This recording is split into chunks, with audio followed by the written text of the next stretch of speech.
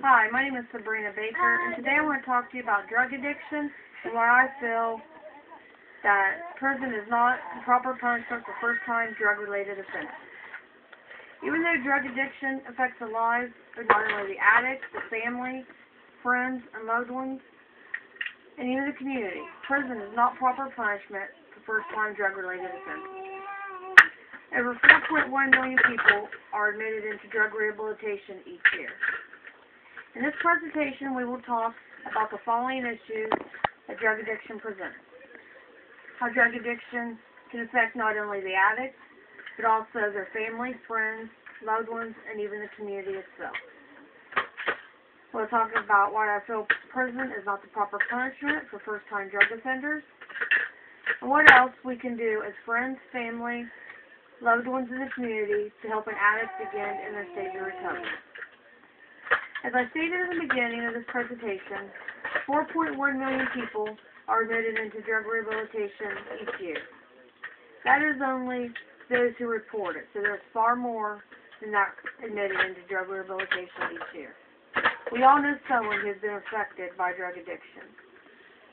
Drug addiction can destroy the lives not only the addicts, but also the friends, family, and loved ones. When one starts using drugs, they don't plan to become an addict, destroying the relationships with loved ones, being charged with criminal offenses, or destroying their lives. The drug will grab a hold of them quicker than they even know it. The drug becomes the most important part of the addict's life. They often don't eat unless they have their drug of choice because of that, the health is decreased. Some get so sick when they don't have their drug of choice, they not only fail to take proper care of themselves, but fail to take the proper care of their animals, and even worse, their children. They end up having financial problems. They spend every dollar they get on their drugs.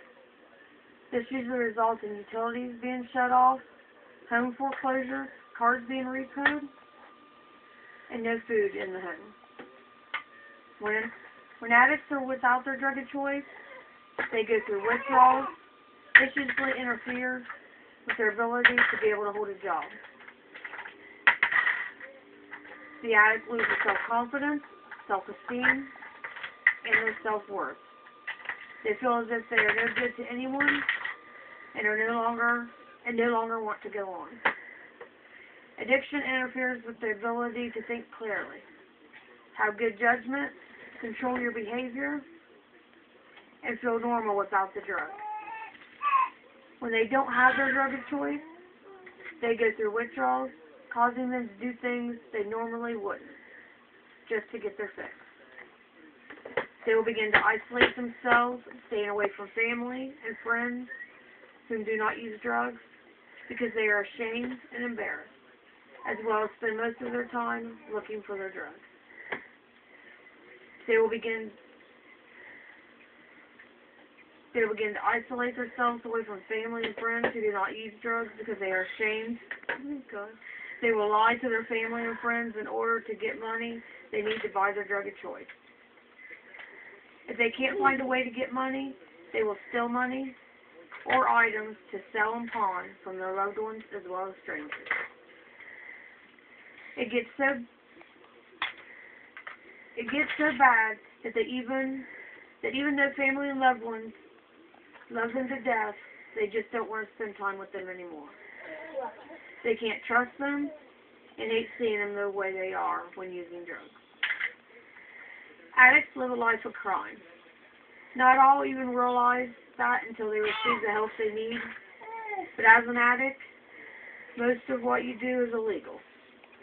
Even if they aren't caught, it is still illegal. Most likely, on a daily basis, an addict breaks at least 3 laws a day by abusing drugs, selling drugs, and buying drugs. Then before you know it, it only gets worse. The legal problems usually start out by being charged with a lesser offense, such as paraphernalia or petty theft, and end up into more serious charges like theft, robbery, burglary, drug abuse, possession of drugs, and trafficking in drugs. We talked a little bit about the drugs we do as addicts and their loved ones, as well as the way drugs lead to a life of crime. Now I want to talk more about why I feel proper punishment is for these crimes.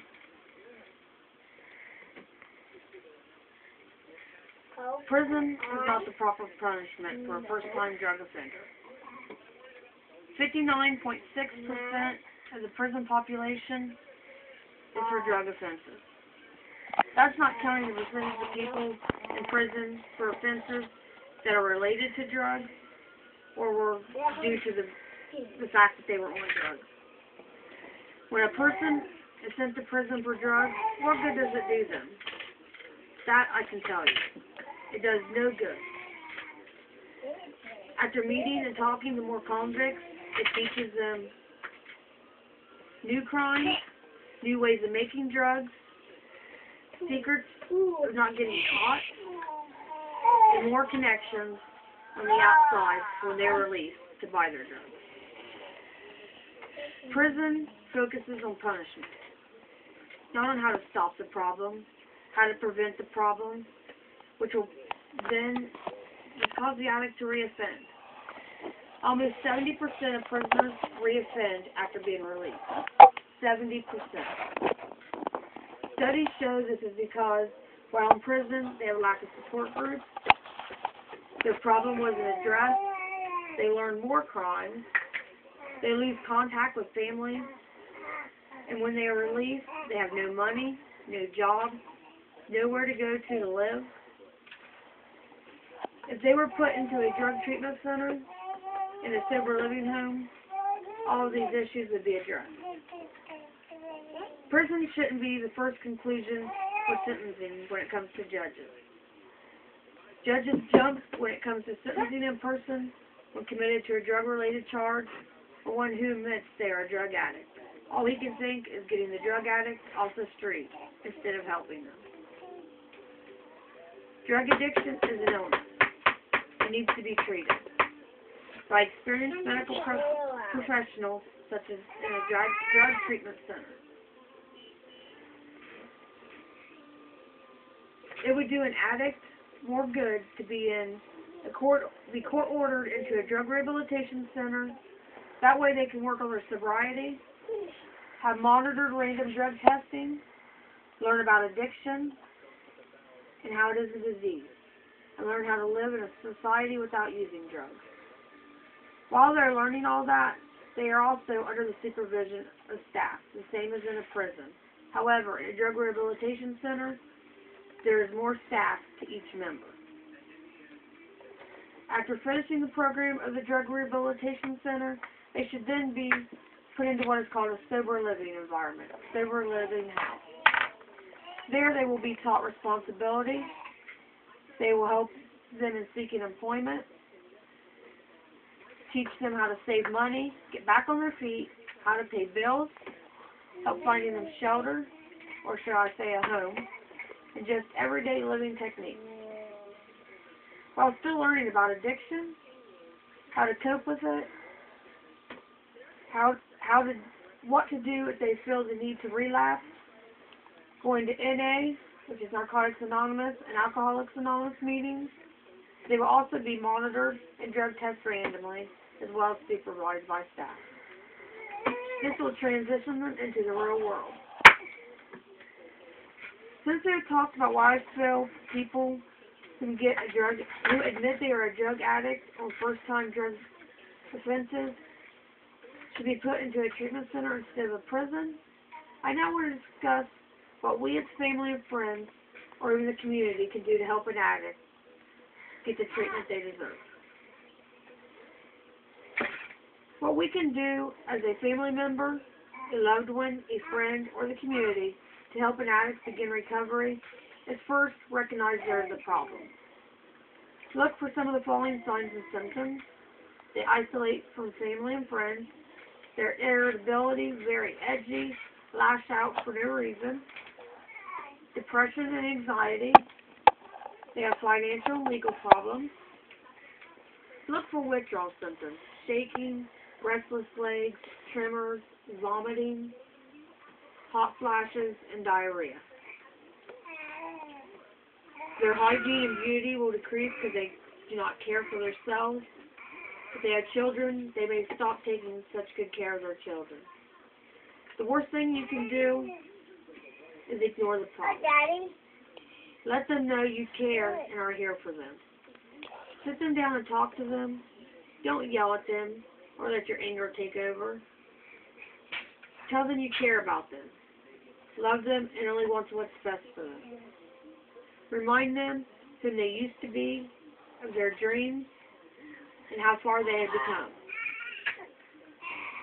Tell them what you love most about them, good memories, and then let them know how downhill their life has went, and how much you want them to get the help that is needed. This is going to be a touchy subject for any addict. They may get defensive, and just let them know that you're here for them and are not judging them. You only want to help. If they accept the offer and go to treatment, then you need to find them a treatment center that is best suitable for them, and as soon as possible. For any addict who does not think clearly, they could change their mind in just a snap of a finger. If they refuse treatment, drop out of treatment, or relapse, just know it's nothing you have done. You've done all you can. All you need to do is love them, let them know you are here for them, and ready when they are there, and you are here for them when they are ready to get clean. Do not enable them. That is the worst thing you can do. If they want to use, let them find the drugs their own way. Don't buy it for them. Nothing they do is your fault. Drug addiction can happen at any time and anywhere. 10% of any population has a drug addiction.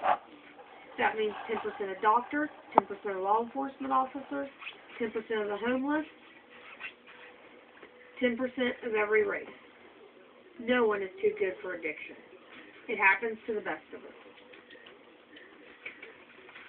Not forgetting the fact that this can happen to you is a very important rule that we all must follow. The government needs to recognize that this problem is growing at an incredible rate and help prevent this problem from increasing each year. We need to have grants, funding available for those who want to seek a treatment, but are turned down every day due to not having adequate medical coverage. Working together to get programs, funding for treatment, education, prevention, and proper punishment for those who have first-time drug offenses or drug addicts with first-time unrelated offenses. In conclusion, we all need to stand up. We all need to take a stand and start helping our loved ones gain the help they need. Too many first-time drug-related offenders are being thrown behind bars and being allowed to benefit off our prison system. They're not benefiting in the correct way.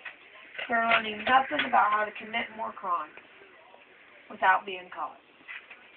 Is this the message we want to send? We work together, get addicts the help they need by sending them to drug treatment instead of prison. For first-time offenses, we will decrease the rate of this rising problem.